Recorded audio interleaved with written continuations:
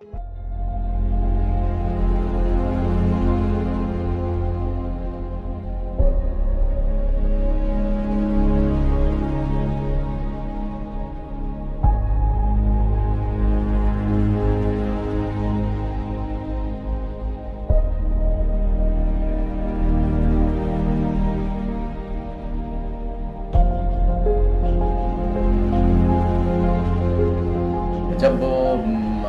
संगीत और बचपन से ये घुट्टी में आपको मिला संगीत और वहाँ से, लेकिन आपने पढ़ाई में भी हमेशा अच्छा किया। मैं किशोर जी आपको बताऊं कि ये एक दैवी कृपा के अलावा कुछ नहीं। गाना जो खाली समय होना उसमें गुनगुनाना, बाकी पढ़ना, आपको विश्वास नहीं होगा जो मैं आज कह रहा हूँ। यानी 7वां क्लास और 8वां क्लास तक हमारी ये गति थी।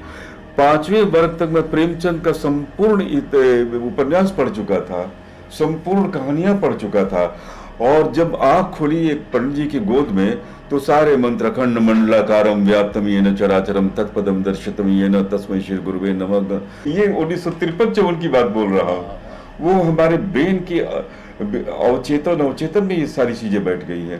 तो संस्कृत का ज्ञान हो गया, तो भाषा बनने लगी। उच्चारण की प्रक्रिया 53 से ही शुरू हो गई और मैं बहुत सावधान हो गया अपनी बोली के बारे में।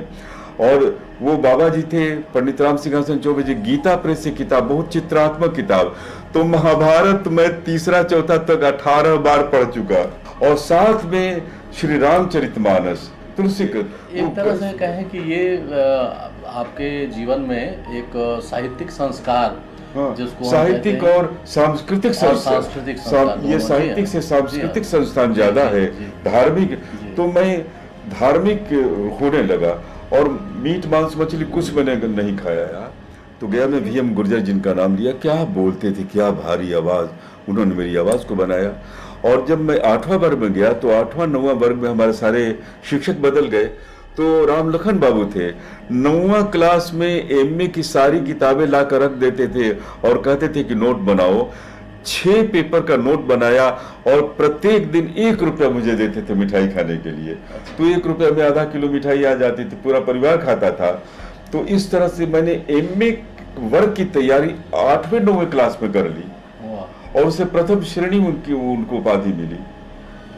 और गया कॉलेज से लड़के लड़कियां देखने आते थे कि कौन मैक्लोडगंज में कौन शंकर रहता है। मैं क्या बताऊं आपको, अद्भुत है। मतलब अब कुछ अपने मुंह से कहने पर विश्वास भी नहीं होता, और अतिशयोक्तिपूर्ण बातें, मुझे खुद ही सब कुछ अतिशयोक्तिपूर्ण हमारा जीवन लगता है। यानी आप सोचिए कि 3रा क्लास से लेकर के 11वीं क्लास तक जो आदमी कभी दूसरा नहीं हुआ, तो ये एकेडमिक रिकॉर्ड हो गया। फिर कॉलेज ST जैन कॉलेज में आया, तो साइंस में अब इतना पढ़ा लिखा लड़का, घर वाले बोले मैथमेटिक्स ले लिया, और वहाँ से डाउनफॉल मेरा जीवन का, वो पार्ट 1 था। चूंकि हम लोग हायर सेकेंडरी करके गए थे, पहला बैच था मेरा हायर सेकेंडरी का 1963 का, तो 64 में एडमिशन हुआ पार्ट 1 में 3 डिग्री कोर्स में। तो पार्ट 1 में अच्छा नहीं हुआ, तो भैया से मैंने कहा कि मुझे हिंदी ऑनर्स पढ़ने दीजिए, और मैंने 2nd वर्ग में हिंदी ऑनर्स लिया, और वहाँ से फर्स्ट क्लास प्रथम हुआ पूरे विश्वविद्यालय में, और पटना विश्वविद्यालय में, और फिर PhD। वहाँ से जीवन ही मेरा बदल गया। तो ये जो एक एकेडमिक जीवन मेरा हुआ, इसीलिए 14 वर्ष के बाद ही मैं आया, तो मगध विश्वविद्यालय में भी पहला नाम था, और पटना विश्वविद्यालय में भी पहला नाम था। ये ऐसा होता लेकिन ये तो फिर एकेडमिक जो आपकी क्वालिफिकेशन और जो कुछ आपने अचीव किया, अर्जित किया, रेडियो में ये इसके माध्यम से कितनी सफलता आपको मिली? रेडियो में इसके माध्यम से जो असफलता मिलने वाली थी उसका जिक्र करेंगे तो आपकी आंखों में आंसू आ जाए।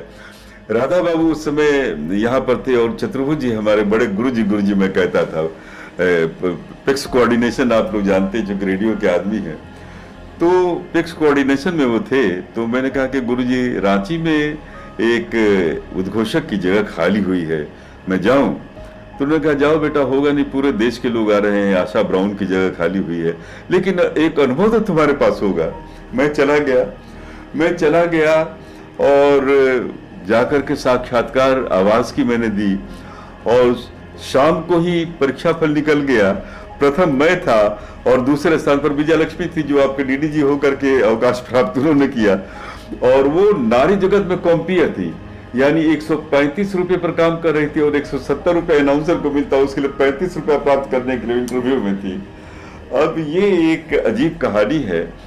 जब मेरा चुनाव हो गया तो उसके दूसरे दिन क्या कहते हैं उसको, वाइवा जिसे कहते हैं, अंतर्विक्षा, वो उन्होंने रख दिए। और वर्मा जी रांची विश्वविद्यालय के रजिस्ट्रार थे, वो चेयरमैन बनकर आ गए आकाशवाणी में। और जब उससे बात हुई, जब उन्होंने हमारे रिजल्ट को देखा तो कहा कि अरे रे तो बहुत बड़ा घपला है, इस आदमी को कभी भी रेडियो में नहीं आने दूंगा। अब देखिए, आपने सफलता की बात की कि रेडियो में क्या सफलता है। मेरा जो पहला चुनाव होने वाला था वह अध्यक्ष ने ही कह दिया कि मैं इनको चुनने वाला नहीं हूँ। ये तो 170 रुपया 210 रुपया तनख्वाह मिले, इतना पढ़ा लिखा आदमी नहीं। तो मैं बड़ा उदास हुआ और सोचा कि तो प्रत्येक दिन खाने पीने की कमी है, कैसे जीऊँगा। तो मैंने उनसे कहा यही कि महाशय मैं आपसे क्या बोलूँ, कुछ तो मजबूरियाँ रही होंगी, नहीं तो मैं भी जानता हूँ कि मैं कितना गुणी हूँ। तो क्या मजबूरी है? तब मैंने उनको बताया कि मैं पिता हमारे 2 वर्ष में चले गए, विधवा माँ ने पाल पोस कर बड़ा किया और बहुत नेशनल स्कॉलरशिप 100 रुपया मिला, उससे पढ़ाई चली, मिडिल मेरिट स्कॉलरशिप मिला, उससे पढ़ाई चली।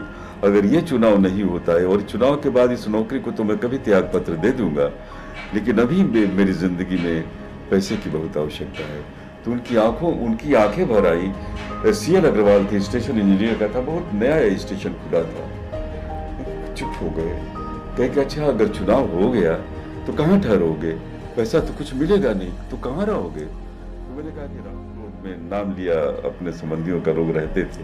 कहा कि अच्छा वो लोग हैं संबंधी जी, तो रह लोगे? तो मैंने कहा जी कोई बात नहीं। कहा अच्छा ठीक है जाओ। तो 15 दिन के बाद वो, लेकिन प्रतिभा ने और हमारी पढ़ाई ने नौकरी ही मतलब कि बंद करने वाली थी हमारी पढ़ाई, और क्या बोलूँ। ये तो एक घटना है। और ये भी है कि वहाँ से फिर पटना आना भी आपका बहुत आकस्मिक हुआ। जी, आकस्मिक इसलिए हुआ कि कहाँ 1969 के 14 जुलाई को ज्वाइन किया और फरवरी मार्च में पटना था, 6-7 महीने में। इसकी कहानी सुनिए। इसमें हुआ कि मैं तो कल्पना भी नहीं करता था, मैं सबसे जूनियर, हमारे ऊपर धर्मेंद्र थे और सभी पटना आना चाहे, धर्मेंद्र का घर आ रहा था, अखोरी भी वहीं के थे, शांति जी भी जाना चाहती थी, शरण जी, उर्मिला विद्यार्थी के भी पिताजी विद्यार्थी जी की पुत्री थी, वो भी पटना है। उस समय सबर बहादुर जी स्टेशन डायरेक्टर हुआ करते थे 69-70 में आकाशवाणी पटना में। वो आज का चिंतन वगैरह मैं लिखता था तो पटना भी जाता था। मेरी आवाज़ को कॉमन चंग पर, जो रात में अब चाहे शतदल हो या ये हो, तो कभी कभी रांची से ही प्रोग्राम होते थे तो मेरी आवाज़ और नाटक सुनते थे। तो उन्होंने ओपन कर दिया कि अगर वहाँ एक नया लड़का है, शंकर नाम है उसका, अगर वो पटना आना चाहे तो मैं उसको बुला लूँगा। और उन्होंने मुझे मार्च महीने में चिट्ठी लिखकर बुलवा लिया। एक फोर्स ट्रांसफर मेरा रांची से पटना के लिए हो गया। और मैं 1969 से लगातार 1979 तक, 1979 के जुलाई तक उद्घोषक रहा। और फिर मैंने यूपीएससी कैडर से परीक्षा में उत्तीर्णता प्राप्त की, कार्यक्रम अधिशासी। और रेडियो में एक जो हमेशा कलाकारों का आना जाना रहता है, उनके साथ के तो बहुत सारे संस्मरण हैं आप। जी हाँ, बहुत एक से एक लोग आए और संगीतकार, जी गायक, कलाकार वगैरह। ये 70, 71, 72 का ज़माना मेरे जीवन के लिए बहुत बड़ा ज़माना रहा है। जुत्कार आई और उनके गाने को गांधी जी सुना करते थे, उनकी उद्घोषणा मैंने की। सबसे बड़ी बात है कि बेगम अख्तर साहब गज़ल गाने आई और स्टूडियो में उनका कार्यक्रम रखा गया, मैं ही, उद्घोषणा मेरी थी। तो उन्होंने देख लिया कि ये लड़का जो है यही कर रहा है, तो उन्होंने इशारे से मुझे बुलाया और हाथ पकड़ करके मुझे बाहर ले गई। तो उन्होंने कहा कि बेटा सिगरेट पीने की तलब है, जब तक सिगरेट नहीं पीऊँगी तो मैं गा ही नहीं सकती हूँ, तो मुझे कहीं ले चलो। तो मैं उनको स्टेशन डायरेक्टर के कमरे में ले गया, चूँकि स्टेशन डायरेक्टर स्टूडियो में बैठे हुए थे। और उन्होंने जो सिगरेट के कश लगाए, मैं क्या बताऊँ। उन्होंने उनकी गद्देदार हथेलियाँ, उनके हीरे के सब चमकते हुए गहने और उनके बदन की खुशबू गले लगा लिया। उन्होंने कि बेटा अब देखो मैं गज़ल तुमको किस तरह से सुना रही हूँ। इसी तरह से एक दिन नारसी बुराना है, मैं ब्रह्मदेव जी के साथ खड़ा था मैदान में, तब तक 9:30 बजे के बाद देखा कि ब्रह्मदेव जी ने हाथ दबाकर कहा कि आरसी बोराल आ रहे हैं, ये रायचंद्र बोराल जो विश्व पितामह कहे जाते हैं फिल्मी दुनिया के संगीत के लिए, ऑर्केस्ट्राइजेशन उन्हीं की देन है, के.एल. सहगल उनकी ही देन है। उनसे भी वार्तालाप करने का एक बहुत सुनहरा अवसर मिला। एक दिन सवेरे की ट्रांसमिशन ड्यूटी में था तो देखा कि एक पतली दुबली औरत, तो उन्होंने अपना परिचय दे के मैं मुबारक बेगम हूँ और अपने पति के साथ आई हुआ स्टूडियो में रिकॉर्डिंग करने की व्यवस्था तो करवा लीजिए। तो मुबारक बेगम को भी देखने का मौका मिला। तो और बाकी तो दिलराज कौर हों, मोहम्मद हुसैन साहब हों, राहत अली खान साहब हों, इन लोगों का तो रेडियो में आना जाना बराबर रहता था। लक्ष्मीबाई राठौर उस जमाने में बड़ी सुंदर महिला थी, लोग कहते थे कि भाई तलवार लेकर चलता ही नहीं। उषा टंडन, ये सब उत्तर भारत में और खास तौर से उत्तर प्रदेश और बिहार में एकदम लीजेंड के तौर पर वो लोग थे। फिर सिंह बंधु आए जो आमिर खान साहब के शिष्य थे, किचलू ब्रदर्स आए, पुरुषोत्तम महाराज, बहुत सारे लोग। उस समय कॉन्सर्ट हुआ करता था किशोर जी बराबर, मुझे लगता है कि माह 2 माह में कभी सुगम संगीत के लिए, कभी लोकगीत के लिए, फिर रेशमा आई, फिर मल्लिका पुखराज आई। तो बाद में धीरे धीरे, ये तो 70, 71, 72 की बात है ऐसी, बाद में धीरे धीरे वो जब रेडियो में हमारे गुरुजी डी कारे साहब हुए, गंगाधर पाठक जी हमारे डुमराव के हुए, तो एक बेसिक ट्रेनिंग राग रागिनी की, तो एक ऐसा था समय। लेकिन लीजेंड को देखने का मौका मिला। उसी तरह से शुभेंदु चटर्जी आए, ये शान है, उनके पिता मुखर्जी साहब आए, ये सब तो आते रहते थे। फिर कुणाल आए, उनकी पत्नी आरती भट्टाचार्य श्रीधर साहब थे। तो आरती भट्टाचार्य तो सुचित्रा सेन के बाद सबसे बड़ी अभिनेत्री वहाँ की हुई, जिससे कुणाल जी ने शादी की। वो रिश्ते में हमारी पतोह लगती है, क्योंकि भांजा लगता है कुणाल। तो इन लोगों को देखने चित्रगुप्त जी आए, देखिए मैं भूल जाता, ये बहुत महत्वपूर्ण बात, ये तो अपराध होता मुझसे। चित्रगुप्त जी कुणाल के घर ही आए, मेरी दीदी के यहाँ आए, एक फिल्म में म्यूजिक दे रहे थे, गंगा किनारे गाँव या क्या, तो उनको लेकर के कुणाल स्टूडियो में आए। सरमांजू किशोर था, मैं था, और उस समय मैं प्रोग्राम एग्जीक्यूटिव बन गया था।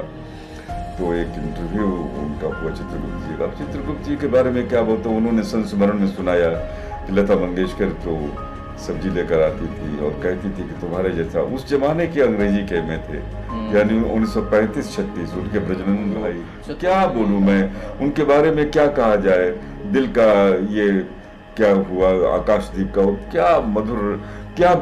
तो मेरा कहना यह है कि भाग्य की बात है कि बड़ी फिल्में मिलती हो। मदन मोहन साहब को बी क्लास की फिल्में मिलती रही। जब मौसम एक बार हुआ तो उनकी मौत ही हो गई, उसके बाद में उनको फिल्म फेयर अवार्ड तक न मिला। लता जी कहती थी कि जब मैं दुनिया से जाऊं तो मदन भैया का कोई संगीत बजा देना, कोई गाना। तो क्या ये भाग्य है। वो जो शायद अजीम आबादी कहते थे, जो सच पूछो तो शायद अपने किए कुछ भी नहीं होता, खुदा की देन है इंसान का मशहूर हो जाना। बस यही है। तो अनिल विश्वास कहते थे कि जब तक दुनिया रहेगी तब तक नौशाद जिंदा रहेगा। और अनिल विश्वास दूसरे भीष्म पितामह मुकेश को मुकेश उन्होंने बनाया, दिल जलता है तो जलने दो। तरत महमूद की आवाज रिजेक्टेड थी कि कांपती है, उसको पहला गाना उन्होंने दिया। तो आपने तो फिल्मी गाने भी काफी गाए हैं, अभी आपने जिक्र भी किया था कि फिल्मी गाने आप गाते रहे, तो कुछ इस तरह का भी तो वो मतलब जो हमारी फिल्म बनी सजना के अंगना में, ये फिल्म अकबर बालम पटना आए थे और वो इसी फिराक में आए थे कि मैं मिट्टी की गंध वाला कोई डायरेक्टर मिले, म्यूजिक डायरेक्टर जो स्टोरी लिख सके, गा सके, संवाद बोल सके। तो उन्होंने मुझे चुना और बॉम्बे ले गए। तो उनका घर बहुत हिस्टोरिकल घर है। उनके घर के सामने धर्मवीर भारती का फ्लैट, और जब उनकी गली में आते हैं तो बाल साहब ठाकरे जी का बंगला, और उसके बाद अकबर बालम। इनके पिताजी फिल्मों में कव्वाली गाते थे, न तो कारवां की तलाश है, यानी फिल्मों के एक्टर थे, इसलिए मोहम्मद रफी साहब सभी इनके घर आते थे और बड़ा प्यार सम्मान था। तो बीएन शर्मा ने मेरी रिकॉर्डिंग की। बीएन शर्मा जो अनारकली की जिसने रिकॉर्डिंग की, अलबेला की जिसने रिकॉर्डिंग की, मैंने वो चितलकर के श्री रामचंद्र के गहरे दोस्त थे और बीएन शर्मा बेटे की तरह इनको मानते थे।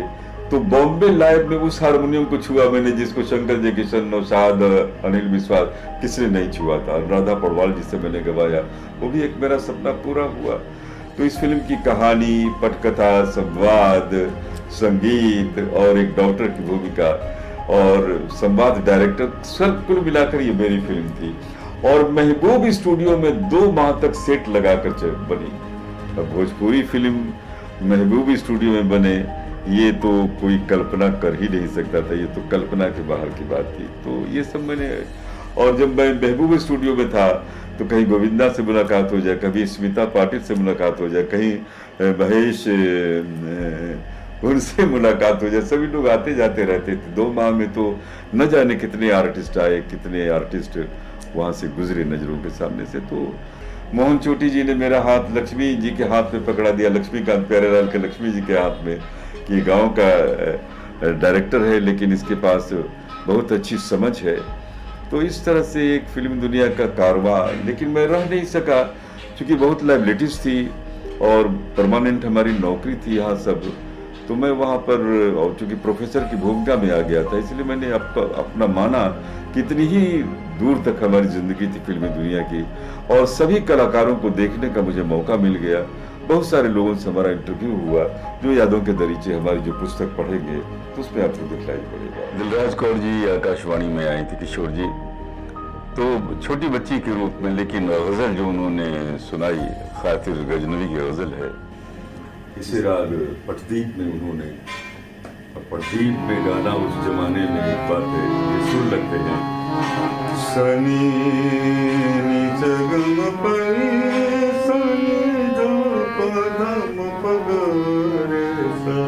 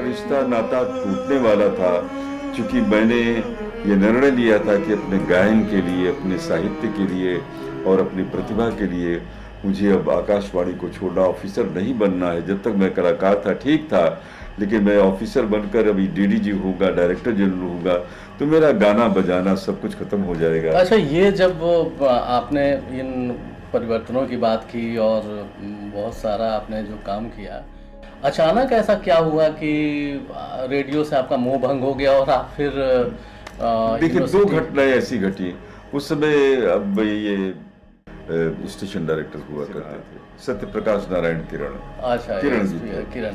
हाँ, और बशीर अहमद भट्ट के समय में मैं कार्यक्रम अधिशासी बना था।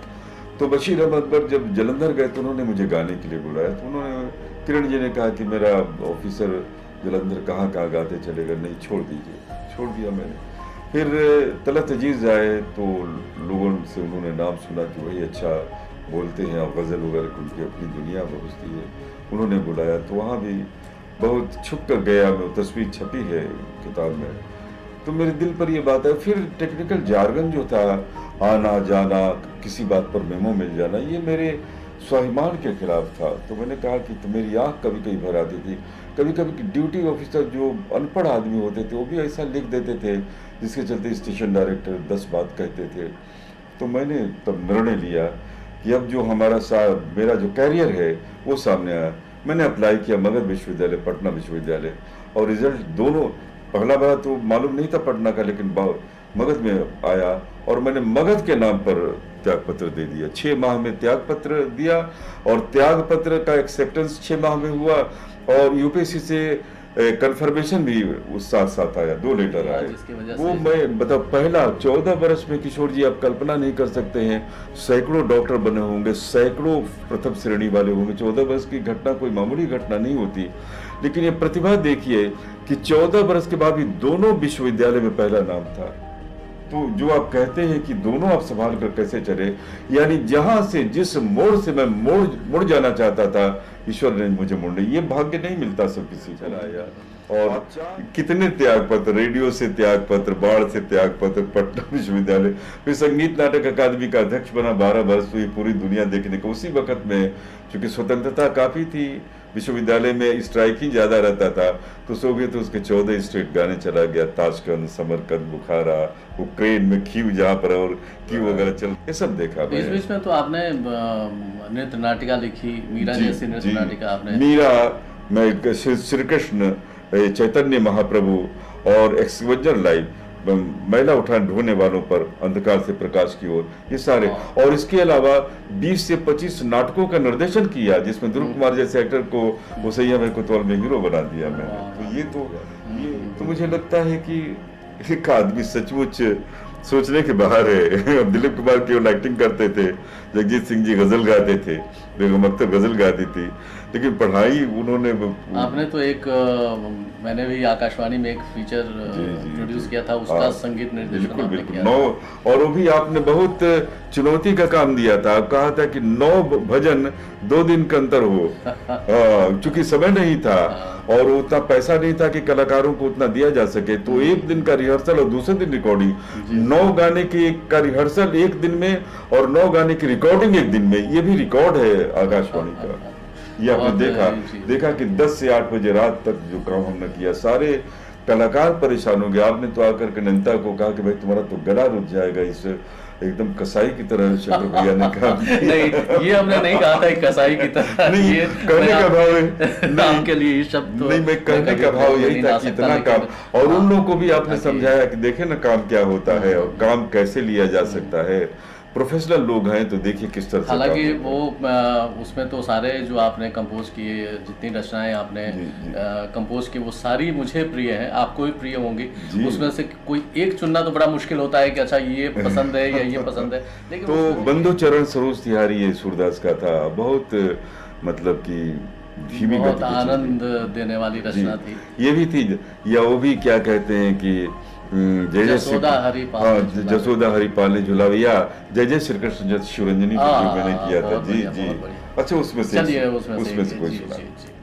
अब आकाशवाणी पटना के लिए उस समय आप ही इंचार्ज से हेड प्रोग्राम थे और आपने 9 भजन कहा कि तैयार कर दूंगा, लेकिन 2 दिन का समय दिया आपने। तो उसमें से एक भजन जो मुझे बहुत प्रिय है, खमाज राग में किया था मैंने, सूरदास की रचना है।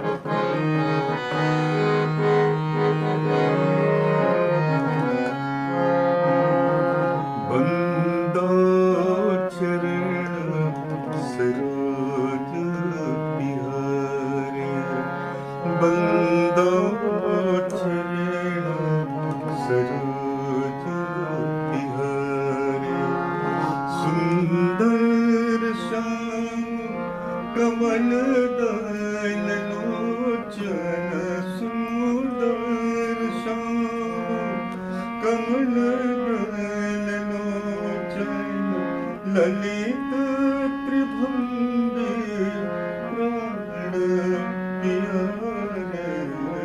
बंदो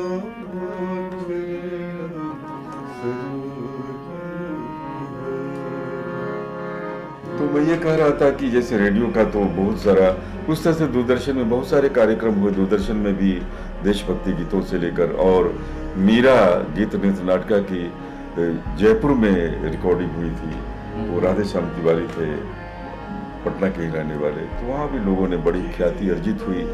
और आपको बताऊं कि चित्तौड़गढ़ में जहाँ मीरा का ब्याह हुआ था, वहाँ 7 बार मुझे बुलाया गया, और हेमा मालिनी को ही बुलाया गया था। और एक हमारे उस ड्राइंग रूम में आप देखेंगे करीबन 8-9 किलो के पत्थर की एक वो जो राणा संगा का जो स्तंभ है वो उन्होंने मुझे दिया। 2-3 आदमी को उन्होंने दिया। अच्छा, हेमा मालिनी से याद आया कि आप मुंबई गए। मुंबई ज़्यादातर यहाँ से लोग सपने लेके जाते हैं, कोई संगीतकार, कोई गायक कलाकार, कोई निर्देशक, कोई अभिनेता अपने हिसाब से वो सपने चुनता है और मुंबई जाता है। आपने मुंबई का रुख, जहाँ तक मैं जानता हूँ, एक संगीतकार, एक गायक कलाकार बनने के लिए किया था। मैं 3 भाग थे उसके। एक तो गायक के लिए तो नहीं था मन में, क्योंकि मैं देखता था कि प्रतियोगिता में कितने लोग थे और उससे लायक हमारी आवाज़ नहीं थी। अपने गुणों को आदमी पहचानता है, ठीक है, रेडियो टेलीविज़न के लिए, मंच के लिए, लेकिन मेरी आवाज़ का बहुत उपयोग हो सकता था। डबिंग में वो हो सकता था, संवाद में हो सकता था, और लेखन के लिए, पटकथा के लिए, कहानी के लिए, ये सब मैं काम कर सकता था। और संगीत रचना में मेरी बहुत दिलचस्पी थी, तो छोटी छोटी फिल्मों में इतने सपने थे। लेकिन जब वो काम शुरू हुआ और जब वहाँ पर रह करके देखना हुआ, और ये तो भाग्य की बात है कि मुझे अकबर बालम ले गए। भाग्य की बात है कि बॉम्बे लाइव में हमारी रिकॉर्डिंग हुई, BN शर्मा ने रिकॉर्डिंग की, जो लीजेंडरी, जिन्होंने 14 वर्ष तक लता जी को बॉम्बे लाइव में आने नहीं दिया था, चितलकर से जब उनकी थोड़ी सी अनबन हुई थी। ये तो मेरे भाग्य की बात है। और कैमरामैन, 7 कैमरामैन महबूब स्टूडियो में काम कर रहा था अकबर के कारण। ये तो अद्भुत, वो फिल्म ही अद्भुत बनी थी।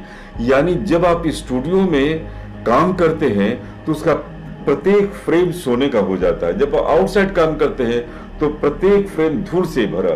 यही आप याद कीजिए, 2 माह तक कोई भोजपुरी फिल्म 20 लाख 25 लाख का उस जमाने में उसका कॉस्ट था, और सेट लगा करके असंभव है किशोर जी। ये सब मैंने देखा, सतीश कौल से लेकर चांद उस्मानी से लेकर मोहन चोटी, रजा मुराद, वो सब फोटोग्राफ आप देखेंगे। पब्लिसिटी फोटोग्राफ मेरे साथ थे, मैं ही हीरो था। अनुराधा जी, मैं साथ साथ ये फोटोग्राफ्स भी दुनिया को दिखलाएंगे, जिससे कि हमारी बातों की प्रमाणिकता होगी। कैसे अनुराधा पौडवाल गा रही हो। अनुराधा ने कहा था, अनुराधा पौडवाल ने एक वाक्य मुझे अभी तक याद है, कितना इन्वॉल्व सिंगर मैंने डॉक्टर साहब बहुत कम देखा, बहुत लोगों के साथ मैंने गाया है। You are so involve. अब लोरी में सुना रहा तो मुझे इसे आँख पढ़ के जैसे लगा कि मेरी आंखों से आंसू है। ये बातें थी। तो वो सपना तब हुआ जब मैं इनसाइड स्टोरी सुनने लगा, जब रात में शराब की बोतलें खुलती थी और मैं चाय बैठ के पीता था, मेरी आंखों में आंसू होते थे, जो मैं उस नैरेटिव को दुनिया के सामने बता नहीं सकता था। तब मुझे लगा कि मैं जो मांस नहीं खाता, शराब नहीं पीता, सिगरेट नहीं पीता, उसकी दुनिया ही नहीं है वो। आप उस दुनिया के लिए बने नहीं। बने ही नहीं, वो दुनिया ही नहीं थी। वो दुनिया में केवल इन्हीं चीजों की चर्चा थी और बाकी किसी चीज की चर्चा नहीं थी। किसी ने साहित्य की चर्चा नहीं, किसी ने कला की चर्चा नहीं, किसी ने संगीत की चर्चा नहीं की। तो अंधेरा जो होता है, बस चमक दमक के पीछे जो, यही कारण है कि जो मौतें आप देख रहे हैं, जो मैंने देखा था उसका प्रमाण ये कोरोना काल में दुनिया ने देख लिया कि बॉम्बे क्या है। अब रहा मंच की एक हमारी दुनिया है किशोर जी, वो बहुत बड़ी दुनिया थी। मंच पर एक्टर के रूप में भी बहुत मैंने काम किया, बहुत सारे प्यारे भैया के साथ, अखिलेश भैया के साथ, जगत कुमार निगम के साथ बहुत सारी फिल्मों को सूरज के अंतिम किरण से पहली किरण, जो एक एडल्ट है, उसको भी डायरेक्ट किया मैंने। तो ये सारा कुछ हुआ। लेकिन मीरा गीत नृत्य नाटिका, कृष्ण गीत नृत्य नाटिका, चैतन्य महाप्रभु गीत नृत्य नाटिका और अंधेरे से प्रकाश की ओर। अंधेरे से प्रकाश की ओर को तो गांधी जी के पोते ने देखा, जो तस्वीर हमारी सेकंड के अब आ रही है उसमें तो छपी है। उनकी पत्नी बहुत छोटे कद के, बहुत लंबे थे, गांधी जी तो लंबे थे। तो उन्होंने मुझे बाँह पकड़ कर कहा, बेटा बहुत अच्छा बोलते हो, इतनी मधुर आवाज मैंने सुनी नहीं। तो अंधकार से प्रकाश, एक मैला ढोने वाली स्त्री की शादी होती है सुहागरात, और दूसरे दिन उसके सर पर मैला का टोकरा, इसी पर पूरी कहानी थी। ओह, रुला देने वाली कहानी थी। इसका 1.5 घंटे की प्रेजेंटेशन हुआ, 2 घंटे की प्रेजेंटेशन हुआ, राष्ट्रपति भवन में भी हुआ, प्रधानमंत्री भवन में भी हुआ। बिंदेश्वर पाठक जी ने दुनिया के सामने इसको ये किया। तो ये मेरे जीवन की एक तो अभी मतलब आप तो इतना सारा कुछ आपने किया है और हर क्षेत्र में आपने किया है, आज भी आप कर रहे हैं। तो इतना सब करने के बाद कहीं आपको ये लगता है कोई चीज़, मुझे तो नहीं लगता है कोई चीज़ छूटी है, लेकिन कभी आपको लगता है कि शायद मैंने ये काम नहीं किया? मुझे लगता है ना, जैसे संगीत की साधना मैं अब करता हूँ 2 घंटा 2.5 घंटा, जो पहले नहीं हो पा रहा था, तो मुझे लगता है कि कितना गहरा आनंद देने वाला है अपने में गाना, अपने सुरों का। पता है आपको कि 57-58 रागों पर एक तरह से मैंने कमांड कर लिया है। केवल फिल्मी दुनिया में 12 या 13 राग पर काम होते हैं, वो राग तो हमारे हाथ में है, लेकिन बहुत डिफिकल्ट जो राग हैं, जो मुश्किल राग हैं, उन रागों को ही मैंने साथ लिया। और ये एक हमारे जीवन की बहुत कि स्वांता सुखाए रघुनाथ गाथा, अपने में गाते रहो और मस्त रहो, ये गुण मैंने सीखा। तो ये एक बहुत बड़ा डिपार्चर मेरे लाइफ में, वैराग्य भी कह सकते हैं। और कुछ करने के तो इम्तहान है, मंच पर भी बहुत कुछ करने को साहित्य में। अब 4 भाग मैंने ये अपनी जिंदगी लिखी है, तो ये 75 वर्षों का एक इतिहास मैंने लिखा। उसमें मैं केवल नरेटिव मेरा है, और बाकी बेगम अख्तर जी का है, किचलू जी का है, किशोर जी का है, लता जी का है, बाकी सब कुछ दुनिया का है। ये जो आमतौर से होता है, मैंने ये प्रश्न आपसे इसलिए किया था कि एक जीवन में बहुत कुछ आदमी कर लेता है और एक स्थान पर आकर ऐसा महसूस होता है, जैसा आपने खुद कहा है कि अब संगीत में मैं जब डूबता हूँ, मैं जब रियाज करता हूँ, तो मुझे उसके अलावा आपने भी एक बार कहा था कि संगीत में आपके अंदर संगीत है भैया, आपने भी एक बार कहा था, सुन करके आपने। तो ये जो स्थिति होती है, एक कहना चाहिए कि ठहराव की स्थिति होती है, कि अब लगता है कि अब बहुत कर लिया, अब बहुत ज्यादा चीजों में ऐसा मुझे महसूस हुआ कि चलते चलते कहीं आप रुक गए तो वो भी चलने के बराबर होता है। याद रखिएगा, ऐसा बहुत कम लोग करते हैं, ऐसा ऋषि मुनि करते हैं कि चलते चलते रुक जाते हैं, और उनका जो रुकना है समाज के लिए बहुत बड़ी देन है। तो ये देन सामने नजर भी आ रही है कि आपने जी, और अभी गजल की किताब आने वाली है। अभी 5वां 6वां खंड की भी तैयारी चल रही है, तो ये एक बहुत काम होगा। और इसमें सब आप लोग हैं, जो 4था खंड है वो अद्वितीय है, आज तक भारत में किसी ने नहीं क्या पता लगाएंगे कि मेरी ये संस्मरणात्मक जिंदगी जो है वो इतने फेज में है। तो उसका पहला 4थे भाग का जो पहला भाग है, उसमें लेजेंडरी लता जी और मुकेश जी की उद्घोषणा मैंने की, तलत महमूद की, मन्ना डे साहब की, इन 5 रत्नों की उद्घोषणा मैंने की, उसका जिक्र है बढ़िया से। और 150 पन्नों में आप जैसे सैकड़ों परिवार के लोग हैं जो मेरी जिंदगी में जुड़े, उन पर लिखा है, उनकी तस्वीरें हैं। क्या बात तो ये तो एक विरासत हो गई ना, आपकी भी विरासत है, रेडियो की सुमन जी की भी विरासत है, स्टेशन डायरेक्टर का ही है, उनकी विरासत है, पद्मभूषण, सभी लोग जो मेरे जीवन में आए। तो फिलहाल ये जो आप संगीत के रियाज के अलावा जो आपने पुस्तकों की रचना की और अब वो पुस्तकें प्रकाशित होती जा रही हैं, इसके आगे भी कोई और, अब इसके बाद और भी हैं? अब ये जब मकाम पूरा हो जाए तब देखूंगा कि सम्मिलित रूप से अब क्या किया जा सकता है। सितारों के आगे जहां और भी हैं, लेकिन इतना हो जाए, ईश्वर से यही प्रार्थना है कि इतनी सांस तो दो कि सब कुछ समेट लिया जा सके। चलिए, बहुत अच्छा लगा आपसे बातचीत करके। आप हमारे अग्रज बड़े भाई हैं, आपसे बहुत कुछ सीखने का अवसर मिला है मुझे। और आज इस मंच से यहाँ आपके आवास पर इतना खूबसूरत आपने बना रखा है, सजा रखा है, इसमें आपकी रुचि प्रदर्शित हो रही है, तो वो सारा कुछ दिख रहा है मुझे। और आपसे बातचीत करके, आपके अनुभवों के साथ मैं जितना समृद्ध हुआ, मुझे लगता है कि जो दर्शक हैं, जो सुन रहे हैं, देख रहे हैं, सभी को सुख मिला होगा, आनंद मिला होगा। और सबसे बड़ी बात है कि एक मजबूर लड़का जिसने पिता की सूरत नहीं देखी, वो यहाँ तक की यात्रा तय कर सकता है। तो मेरी ज़िंदगी एक बहुत आदर्श है उन लोगों के लिए भी जिनकी ज़िंदगी में, मैं कहते कहते मेरी आंख भर आई, कि जिनकी ज़िंदगी में बहुत दुख है, वो भी चाहें तो ऐसे पड़ाव पर आ सकते हैं। चलिए, बहुत बहुत बहुत बहुत धन्यवाद, आपका आभार, नमस्कार। नमस्कार।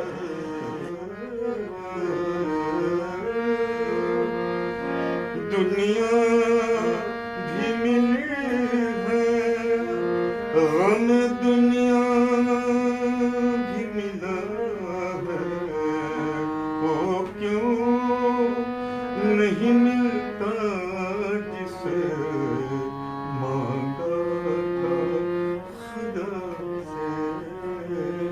सुनते हैं कि मिल जाती है हर चीज दुआ से, एक रोज तुम्हें मांग के देखेंगे